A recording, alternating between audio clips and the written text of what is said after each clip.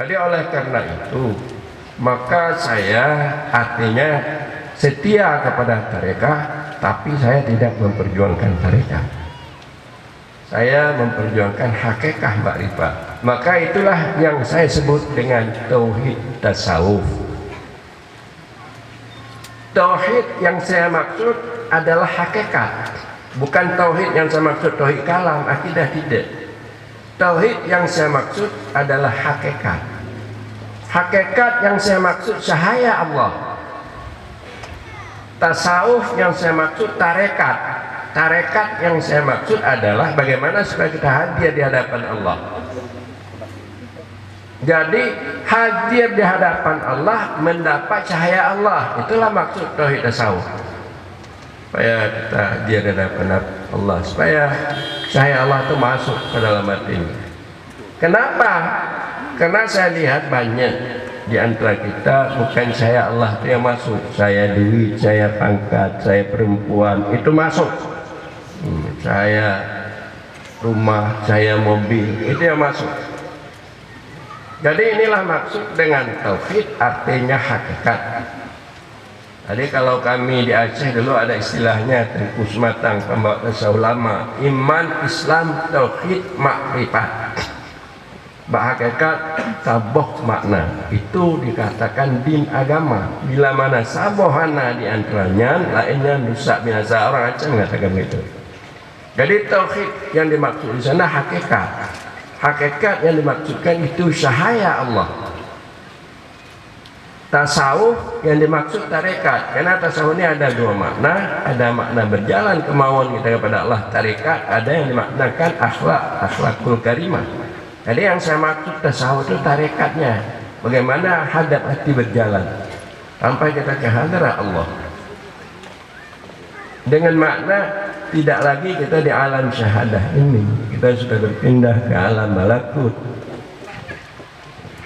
Sudah hadir kita di alam jabarut. Jadi kita terlihat keberadaan Allah, cahayanya di dalam batin.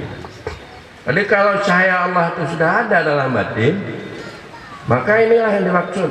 Kita bisa beribadah dengan jalan khusyuk, hudur hati kepada Allah. Mengapa salat saya Allahu Akbar, dia itu pergi-pergi salat nih, saya pergi-pergi, saya senang salat di masjid, tapi kadang-kadang saya pergi jual kantor. Padahal salat, karena cahaya Allah, cahaya kantor lebih banyak daripada cahaya Allah, cahaya istri lebih banyak daripada cahaya Allah. Inilah yang maksud. Jadi bagaimana kita supaya bisa dapat cahaya? Ini tarekat.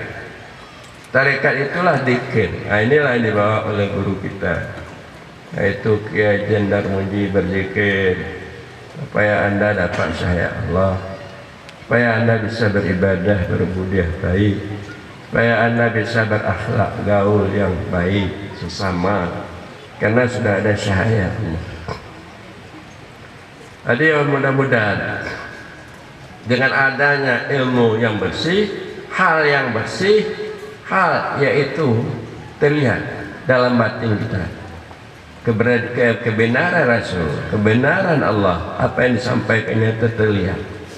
Sehingga dengan demikian mudah kita terputus dengan alam. Karena kasih sayang Allah sudah terlihat, terputus dengan alam. Jadi kita bisa bermunajah baik dengan Allah. Karena batin kita ini sudah dapat cahaya Allah. Itu dikatakan bagus hal dan bagus ittisal.